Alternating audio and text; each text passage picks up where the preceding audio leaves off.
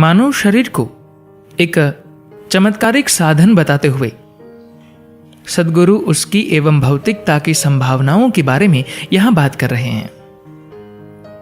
यहां सद्गुरु हमें भौतिकता की संभावनाओं की खोज पर ले जा रहे हैं। क्या हमारे शरीर बस शव की तरह है, या फिर हम इस चमत्कारिक साधन की अपार योग्यताओं का विकास करते हुए अंतिम लक्ष्य शिव तक पहुंच सकते हैं? सद्गुरु कहते हैं, आपके अस्तित्व का सबसे महत्वपूर्ण पहलू आपका शरीर है।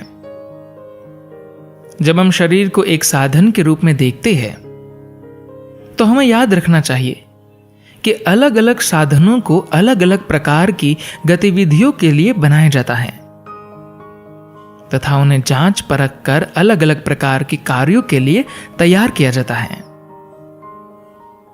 जब भौतिक कौशल की बात आती है तो मानव शरीर की तुलना किसी भी पशु या अन्य जीवों से नहीं हो सकती। आप अगर एक कीड़े को भी देखें, उदाहरण के लिए टिड्डे को, तो उसके शरीर की जो भी लंबाई है वो उससे 50 से 100 गुना लंबाई की छलांग लगा सकता है। आपकी लंबाई यदि 5 से 6 फीट है तो इस दृष्टि से आपको 500 से 600 फीट की छलांग लगानी होगी। क्या यह संभव है? आप अगर ओलंपिक खेलों को एक कीड़े, दीमक, टिड्डे, हिरन, बाघ या हाथी या धरती के किसी भी जीव की दृष्टि से देखें तो आप उन प्राणियों के कहीं भी निकट नहीं आ सकते हैं। शारीरिक कौशल की दृष्टि से धरती के किसी भी प्राणी के साथ हम अपनी तुलना नहीं कर सकते, लेकिन हम मनुष्य को एक विशेष योग्यता प्रदान की गई है। बस जीवित रहने या जीवन चलाने के हमारे सहज ज्ञान से कहीं अधिक कुछ करने की विशेष योग्यता के साथ हमें बनाया गया है। और ये सबसे ज्यादा महत्वपूर्ण बात है। एक मनुष्य के रूप में आप जीवन को चलाने की मूल आवश्यकता से कहीं अधिक ऊंचे स्तर पर देख और संभाल सकते हैं। दुर्भाग्यवश जीवित रहने की मूल आवश्यकता से परे देखने के बजाय अधिकतर लोगों ने बस ये किया है कि अपने जीवित रहने की मूल आवश्यकता के स्तर को ही बहुत ज्यादा बढ़ा दिया है।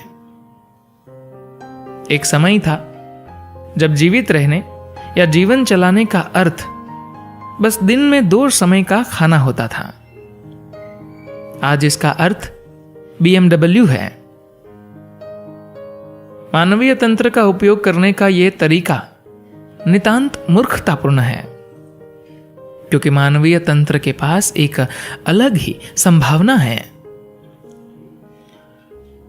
यौगिक विज्ञान में हम मनुष्य की रीढ़ की हड्डी को मेरुदंड कहते हैं, जिसका अर्थ है ब्रह्मांड की धुरी।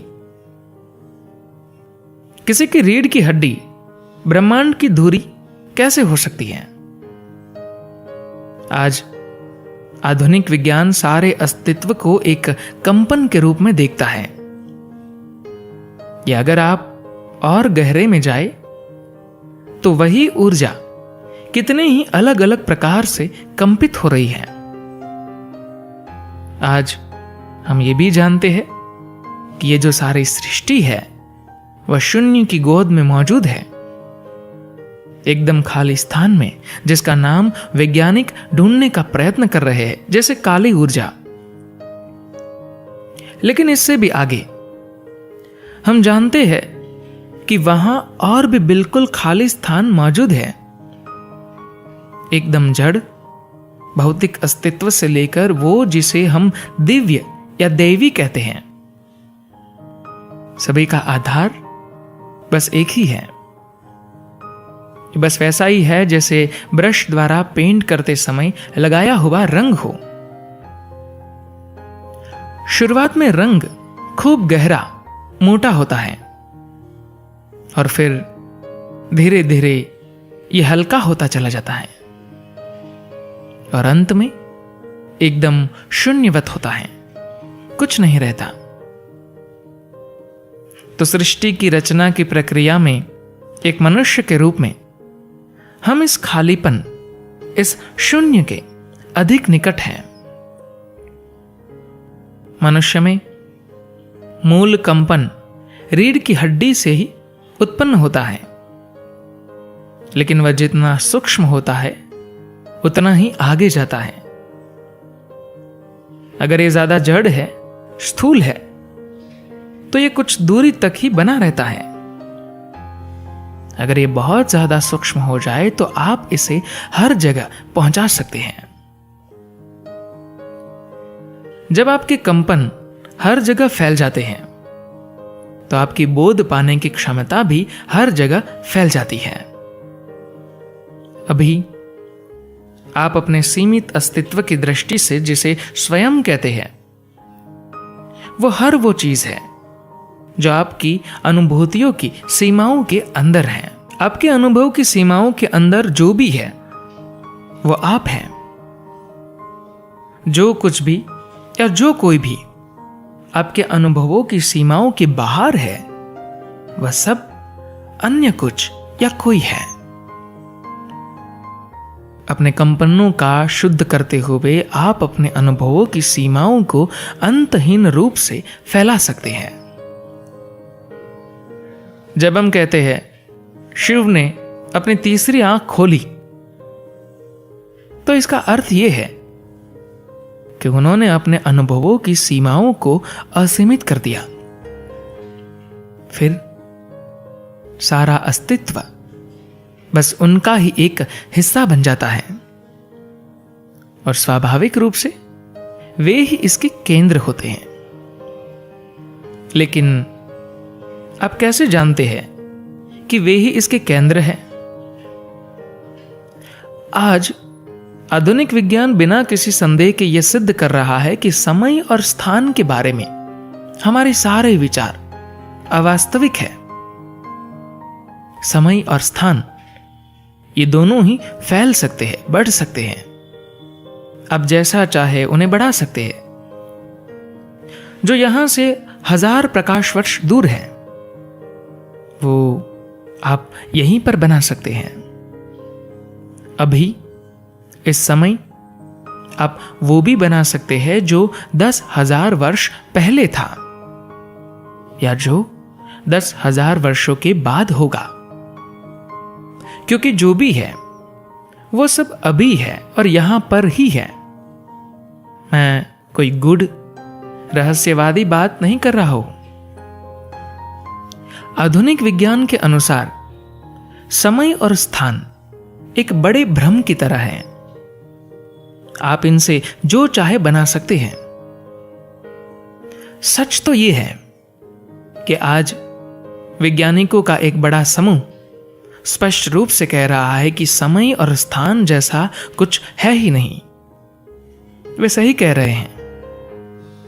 इसी समझ के साथ हम कहते आ रहे हैं कि आपकी रीढ़ की हड्डी मेरुदंड है, ब्रह्मांड की धुरी है।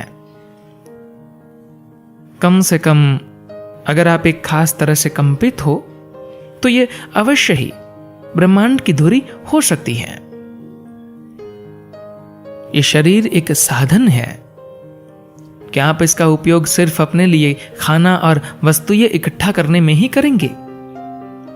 क्या आप बस शारीरिक उपलब्धियों के लिए ही इसका उपयोग करेंगे, या फिर आप इसका उपयोग सबसे ऊंची संभावना के रूप में करेंगे? यदि आप इसका उपयोग एक साधन के रूप में करना चाहते हैं तो सबसे पहले अपनी पहचान इस शरीर के साथ जोड़ना बंद कीजिए। आप अच्छी तरह से जानते हैं कि आपने इस शरीर को यहीं इकट्ठा किया है। ये बस आपके द्वारा खाए भोजन का ढेर ही है। तो जो आपने इकट्ठा किया है उसे आप मैं खुद कैसे कह सकते हैं?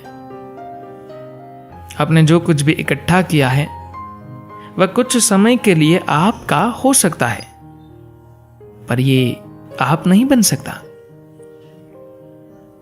मानव शरीर एक गजब का चमत्कारिक साधन है।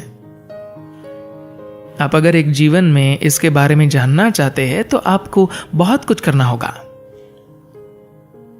लेकिन किसी न किसी रूप में लोगों का अपने शरीर के साथ लगाव इतना गहरा होता है कि वे अपने शरीर को एक साधन के रूप में देख ही नहीं पाते।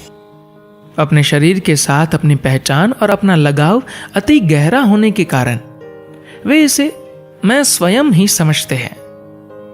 जब आप इस शरीर को मैं स्वयं की तरह देखते हैं तो उसके साथ बहुत सारी भावनाएं जुड़ जाती हैं।